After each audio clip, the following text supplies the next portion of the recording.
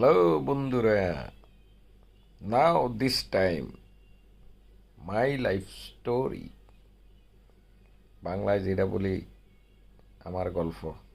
একটা গল্প বলি তো, এখন স্টোরি বলি। স্টোরিটা কি? স্টোরিটা হইল খুব সিম্পল। আমার 40 বছর বয়সে মনে হচ্ছে 4 থেকে 5 বার ওই যে হিন্দিতে একটা কথা কয়, মত কো ছুকে টক সে বাহার আ গয়া। তো এরকম মৃত্যুর দুয়ারে দরজা টক টক করে লারার থেকে বেঁচে গেছি। ফার্স্ট ওয়ান, সেটা হইল নৌকাডুবি।